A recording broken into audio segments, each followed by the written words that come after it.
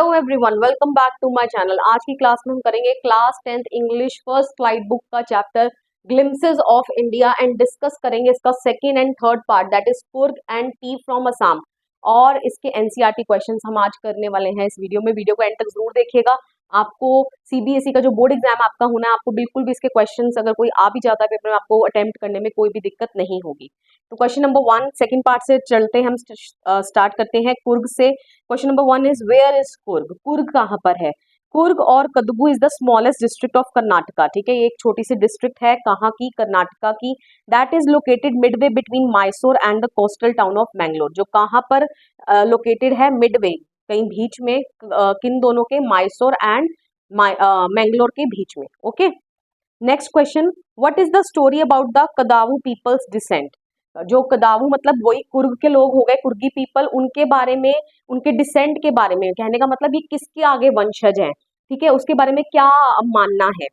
The Kodava people are believed और thought to be the descendants of people of Greek और Arabic origin. ठीक है, तो जो कदावू पीपल हैं, कहने का मतलब जो कुर्गी लोग हैं, उनको किसका वंशज माना जाता है? या तो ग्रीक या अरबिक ओरिजिन से माना जाता है इनको। ग्रीक मतलब जो ग्रीस से लोग आए हैं, ओके, एंड जो अरब से आए हैं, इनको उनका डिसेंडेंट माना जाता है।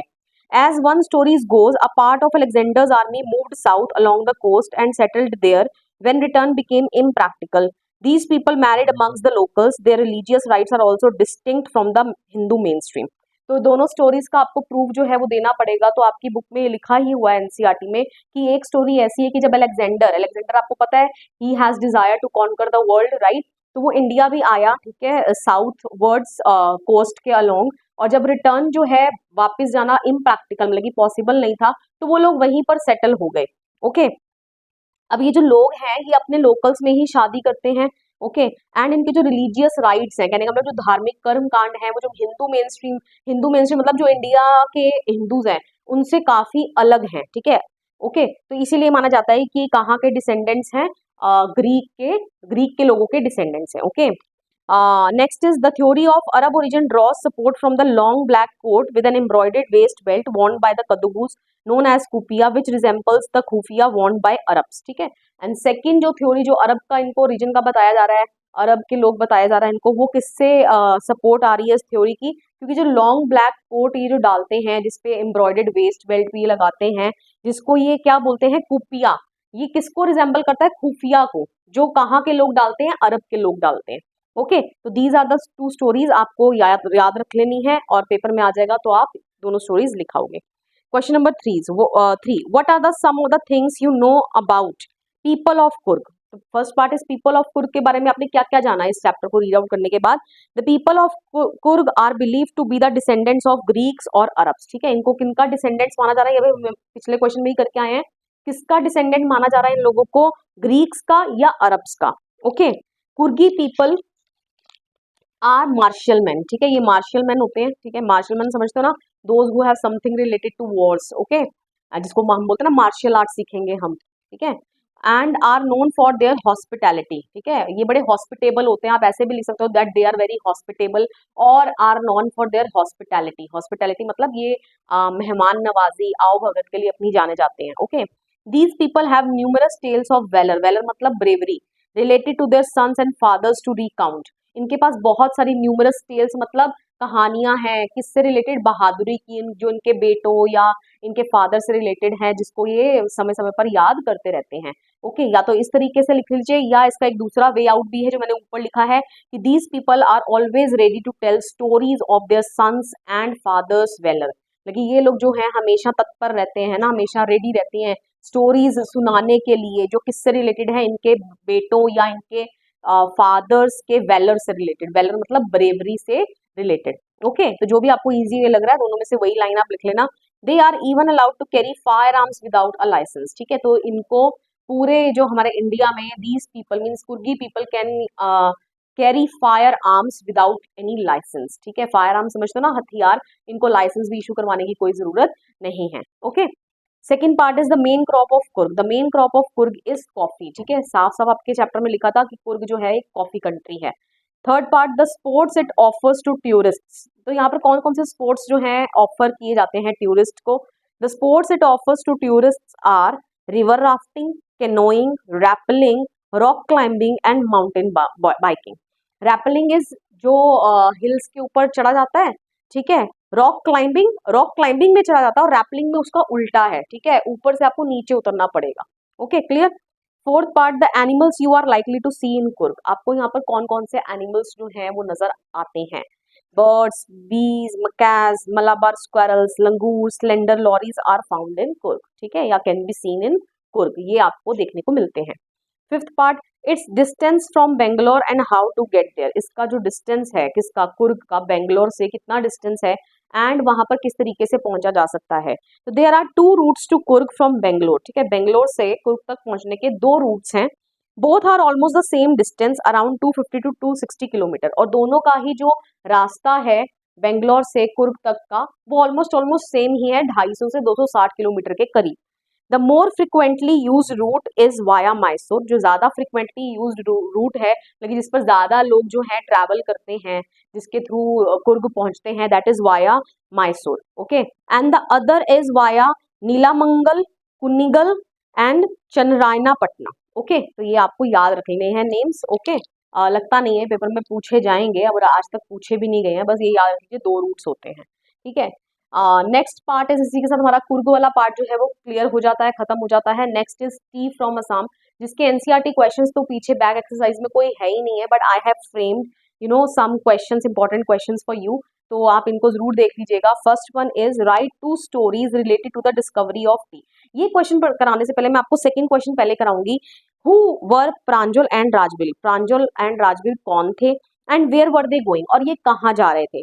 तो Pranjal and Rajvir both were school friends. Pranjal और राजवीर, क्योंकि ये टी फ्रॉम असम में बेसिकली इन दो बच्चों की बात की जा रही है जो दोनों क्या हैं, स्कूल फ्रेंड्स थे। Okay, they studied at some school in Delhi. वो दिल्ली में किसी एक स्कूल में पढ़ते थे। प्रांजल हेल्ड फ्रॉम असम, और प्रांजल बेसिकली कहाँ से बिलोंग करता है, असम से, and Rajveer was from Delhi, और राजवीर कहाँ से था, दिल्ली से था। They both were going to Assam to Pranjal's hometown as Pranjal invited Rajveer to visit his home in Assam during the summer vacation. तो क्योंकि अब उनकी छुट्टियां हो गई थी और दोनों असम जा रहे थे प्रांजल के होम टाउन। ओके, क्यों? क्योंकि प्रांजल ने राजवीर को इनवाइट किया था कि तुम गर्मी की छुट्टियों में मेरे साथ मेरे होम टाउन चलना, जो कि कहाँ है, असम में। Okay, clear. अब बढ़ते हैं क्वेश्चन नंबर 1 की ओर। Write the two stories related to the discovery of tea. जैसे आपने पिछले चैप्टर में पढ़ा, कुर्ग में जो कुर्ग के लोग जो थे वो किनको किनका डिसेंडेंट माना जाता है, तो वो भी टू स्टोरीज हैं, है ना, one from Greek origin and the other one is from Arabic origin. तो यहाँ पर भी दो स्टोरीज हैं related to discovery of tea, ठीक है, जो कि राजवीर बताता है किसको, प्रांजल को। तो वो दो स्टोरीज क्या हैं? The discovery of tea in Assam is related to both a Chinese as well as an Indian legend. Okay, तो दो legend से related है, एक Chinese और एक Indian legend. First one is the Chinese legend describes a Chinese emperor who used to boil water before drinking it. तो Chinese legend जो है वो एक Chinese emperor के बारे में बात करती है, जिसके अंदर वो जो Chinese emperor था वो पानी को पीने से पहले उबाला करता था। One day, a few leaves of the twigs burning under the pot fell into the water, giving it a delicious flavor. अब एक दिन हुआ क्या कि जब वो अपने पानी को बॉईल कर रहा था, तो जो अंडर द पॉट जो कुछ ट्विग्स थे ना, जो ब्रांचेस में लगे थे, वो एक्सीडेंटली पानी के अंदर गिर गए, और जब वो पानी के अंदर गिर गए तो ऑब्वियसली दे गेट बॉइल्ड, है ना, and they left a delicious flavour into the water. तो उन्होंने पानी को एक अलग सा ही फ्लेवर दे दिया। It is said that they were tea leaves, और कहा जाने लगा कि ये क्या थी, टी लीव्स थी। Okay, second, the Indian legend involves Bodhidharma. Bodhidharma क्या है? A Buddhist ascetic who cut off his eyelids because he felt sleepy during meditations. तो ये जो बोधिधर्मा आपको लिखना पड़ेगा, एक बुद्धिस्ट जो एसेटिक, एसेटिक मतलब साधु संत, राइट, मॉन्क, तो उसने अपने आईलिड्स को ही काट दिया था। क्यों? क्योंकि उसको मेडिटेशन के दौरान बहुत ज्यादा क्या आती थी, नींद आती थी। Ten T plants Guru out of the eyelids. अब उन जो आईलिड्स उसने काटी, उस आईलिड्स में से 10 टी प्लांट जो थे वो ग्रो हो गए। Okay, this story doesn't seam genuine, ये लग नहीं रही है जेन्युइन स्टोरी है, but still it is in your book, तो हमने इसको रीड करना है। ओके, तो 10 टी प्लांट जो है वो उग गए, ठीक है, ग्रो हो गए, कहाँ से, उन आईलिड्स में से। The leaves of these plants when put in hot water drunk banish sleep. तो अब जब इन जो आईलिड से जो प्लांट्स उगे, ठीक है, ग्रो हुए, तो जब इनके पत्तियों को डाला जाता पानी में, उबाल कर पिया जाता, तो ये बैनिश कर देती स्लीप को। बैनिश मतलब दूर भगा देना। ओके, किसको दूर भगा देती? स्लीप को दूर भगा देती। Okay, it is said that they were tea leaves, और इनको भी टी लीव्स कहा जाने लगा। Okay, so these are the two stories आपको याद रखनी है। Next question is what did Rajveer and Pranjal do after the train pulled out of the station. ठीक है, तो अब राजवीर और प्रांजल ने क्या किया जब ट्रेन जो थी, क्योंकि स्टेशन पर एक रुकी थी जहां पर एक वेंडर आया था उनको चाय देने के लिए ना, पूछ रहा था सबसे कि चाय गरम, तो राजवीर और प्रांजल भी they also took 1 cup of T each, दोनों ने एक एक कप टी लिया। ठीक है, एंड सिप्ड इट, उन्होंने पिया, एंड देन उनकी चाय के ऊपर बातचीत जो थी वो स्टार्ट हो गई। ओके, तो after the train pulled out of the station, जब ट्रेन स्टेशन से निकली, Pranjal started reading his detective book again. Pranjal तो अपनी वही जो डिटेक्टिव बुक पढ़ रहा था पहले से, वो उसके अंदर दोबारा से उसको रीडिंग करना स्टार्ट कर देता है। While Rajveer was more keener to look outside, लेकिन राजवीर जो था ना वो कीनर मतलब वो उत्सुक था कि नहीं मैं ट्रेन के बाहर ही देखूं, क्योंकि ट्रेन का नजारा बाहर का उसको बहुत अच्छा लग रहा था। Okay, he was captivated by the scenic beauty. Captivated मतलब समझ लो ना, मोहित कर देना, कोई लगे अट्रैक्ट हो जाना। तो वो किससे अट्रैक्ट हो गया था? जो बाहर सीनिक ब्यूटी थी ना, जो अच्छी सी सीनरी थी बाहर, and the lush greenery of the tea gardens. Lush greenery मतलब rich greenery of the tea gardens, क्योंकि हर जगह उसको क्या दिख रहे थे? Acres and acres of land तक स्प्रेड आउट क्या उसको नजर आ रही थी? टी प्लांटेशंस नजर आ रही थी। तो जो लश ग्रीनरी थी ना, rich greenery, he was captivated by that. Okay, he had never seen so much greenery before in his life. उसने आज से अपनी पहले जिंदगी में इतनी ग्रीनरी कभी नहीं देखी थी। Okay, clear. Question number 4, Y didn't Pranjal share Rajvir excitement on seeing the tea gardens. अब प्रांजल जो था ना वो तो अपनी डिटेक्टिव बुक ही पढ़ रहा था, अभी आपने पढ़ा हमने पिछले क्वेश्चन में, लेकिन प्रांजल जो था वो राजवीर की एक्साइटमेंट को इतना शेयर क्यों नहीं कर रहा था? जब राजवीर टी गार्डन्स देख रहा था बाहर, प्रांजल बिल्कुल भी एक्साइटेड नहीं था। ठीक है, वेयर एज राजवीर जो था वो बहुत ज्यादा एक्साइटेड हो रहा था। ऐसा क्यों, क्या रीजन था? Pranjal didn't share Rajvir excitement on seeing the tea gardens because it was not newer for him, क्योंकि प्रांजल ने बिल्कुल भी राजवीर की एक्साइटमेंट को शेयर नहीं किया। जब राजवीर बाहर टी गार्डन देख रहा था और बहुत ज्यादा एक्साइटेड हो रहा था, तो प्रांजल बिल्कुल नॉर्मल था, बैठा हुआ था। क्यों? क्योंकि all these things are not newer for him, क्योंकि ये सब चीजें उसके लिए नई चीज नहीं थी।